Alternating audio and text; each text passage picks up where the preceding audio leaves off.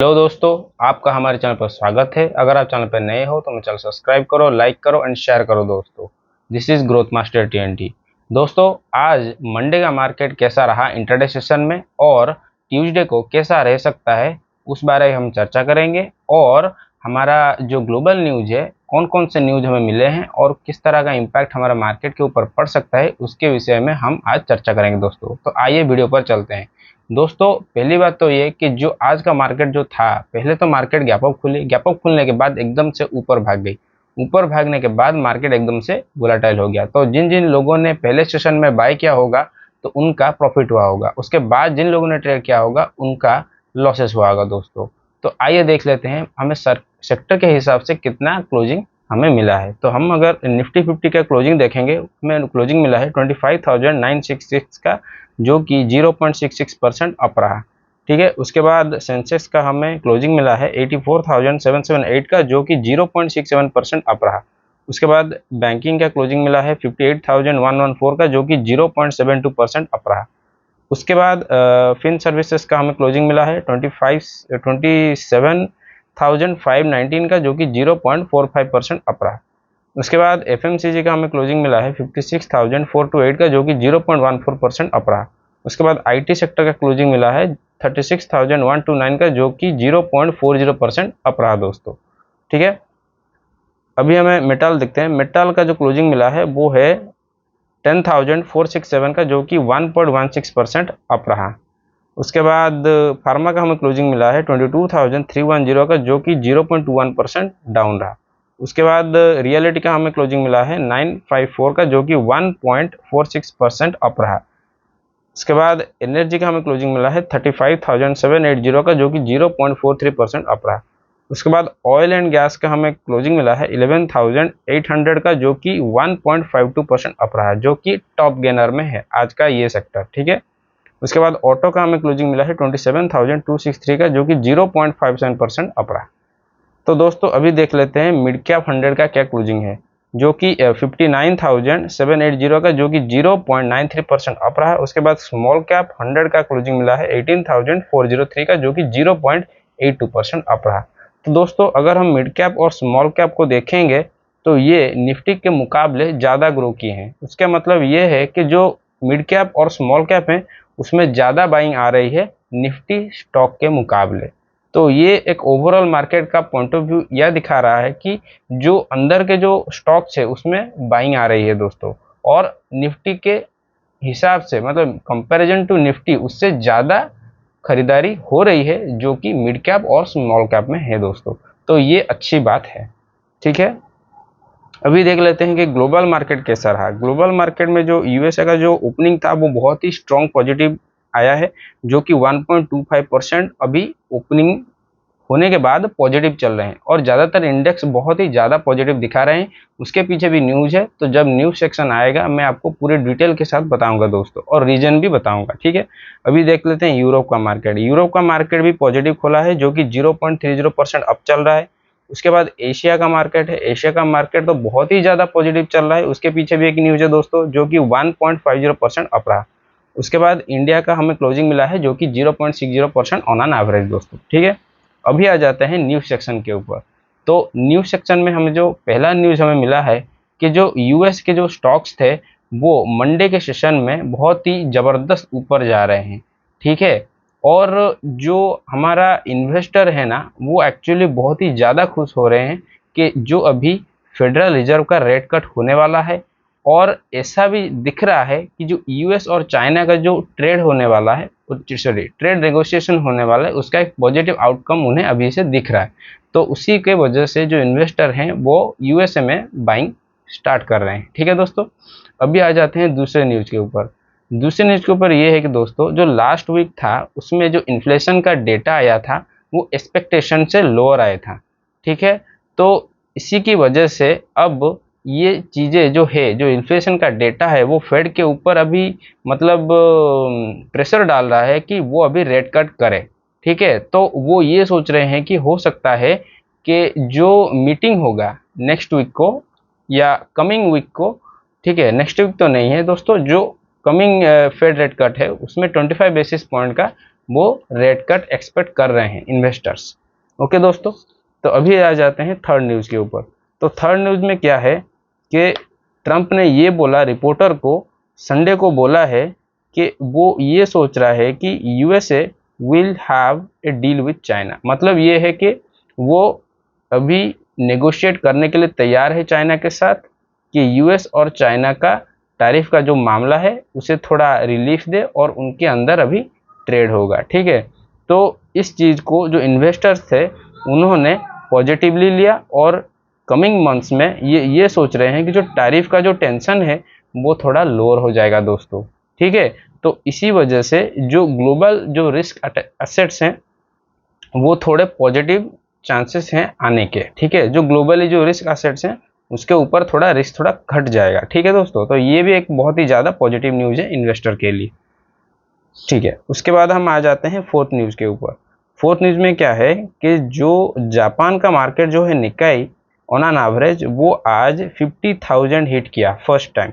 ठीक है, क्योंकि जो यूएस और चाइना का जो डील होने वाला है इससे जापान का मार्केट बहुत ही ज़्यादा बुलिश इस चीज़ को ले रहा है।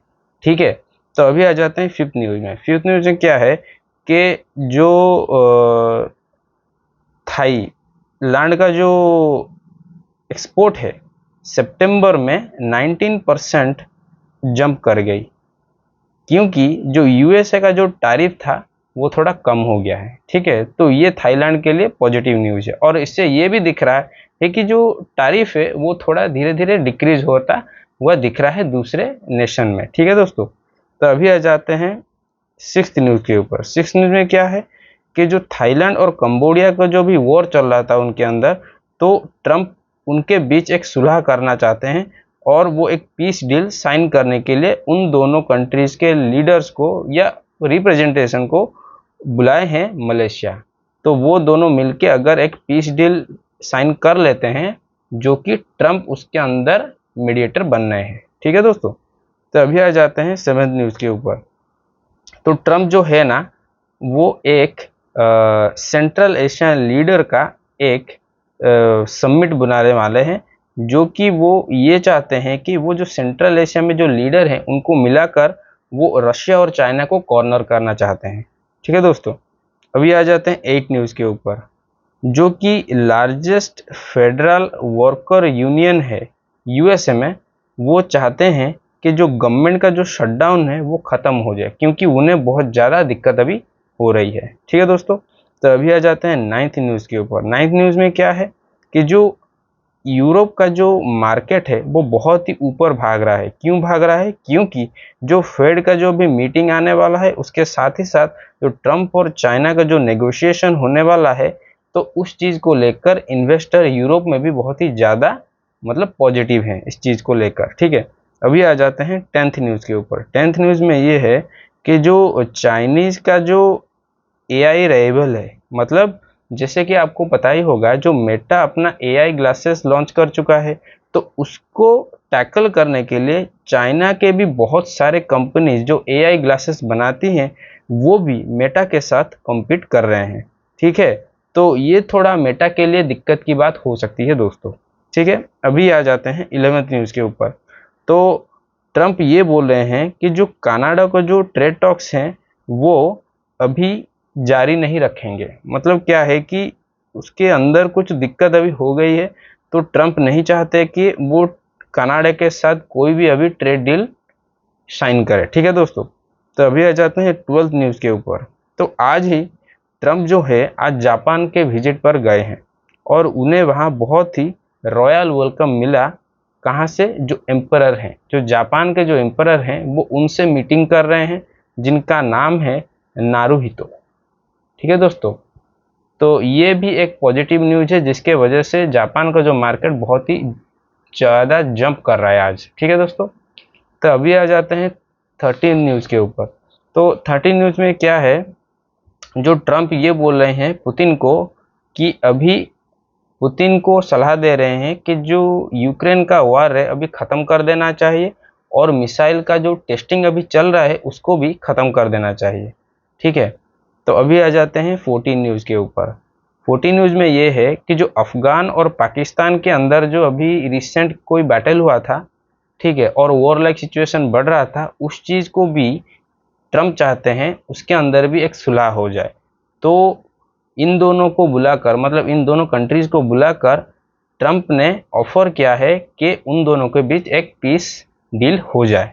ठीक है दोस्तों, अभी आ जाते हैं 15th न्यूज़ के ऊपर। 15 न्यूज़ में क्या है कि पुतिन ये बोल रहे हैं कि सब कुछ प्लान के हिसाब से चल रहा है नॉर्थ कोरिया के साथ।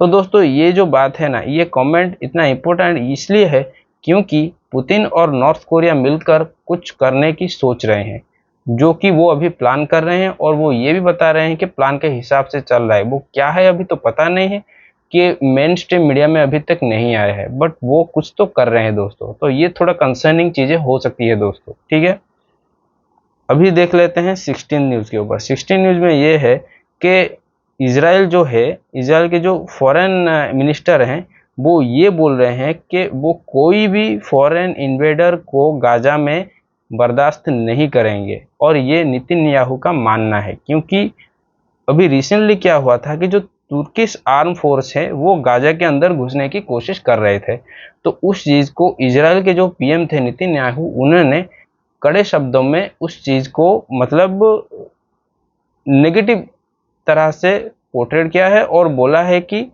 हम कोई भी फॉरेन फोर्सेस को गाजा के अंदर सहन नहीं करेंगे दोस्तों। तो ये थोड़ा टेंशन का मामला हो सकता है इजराइल और गाजा के अंदर, या अदर जो नेबरिंग कंट्री है उनके अंदर दोस्तों।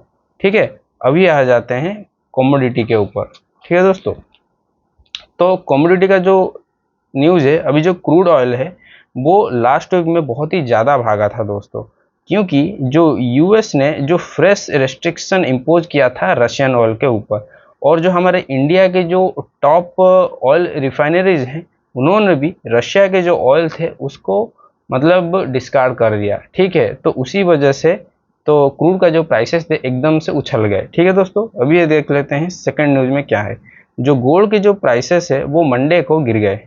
ठीक है, और बहुत ही ज़्यादा लॉसेस लोगों को हुआ, मतलब जो ट्रेडर्स लोग हैं उनको लॉसेस हुआ। ठीक है, तो लास्ट वीक जो था, जो यूएस और चाइना का जो ट्रेड टेंशन था, उसको थोड़ा डिक्रीज होने के बाद अब गोल्ड थोड़ा नीचे आया है। क्योंकि दोस्तों जो गोल्ड है ना, वो एक रिस्की एसेट है। ठीक है, रिस्की एसेट का मतलब है जब रिस्क होता है मार्केट में तभी गोल्ड को बाय किया जाता है। तो अभी क्या हो गया कि यूएस और चाइना का जो अभी ट्रेड नेगोशिएशन चल रहा है, तो उनके अंदर जो टेंशन है वो थोड़ा डिक्रीज हो गया। तो मतलब क्या हुआ है, रिस्क थोड़ा कम हो रहा है। तो रिस्क जब कम होता है गोल्ड में भी सेलिंग आ जाती है। जब रिस्क बढ़ता है दोस्तों मार्केट में, तभी गोल्ड में बाइंग आती है। ठीक है दोस्तों, तो इस साइकोलॉजी के आप सही से समझिए। तो अभी जो गोल्ड का प्राइसेस है वो अभी चल रहा है 3996.96 पर आउंस, जो कि 2.8% डाउन में अभी चल रहा है दोस्तों।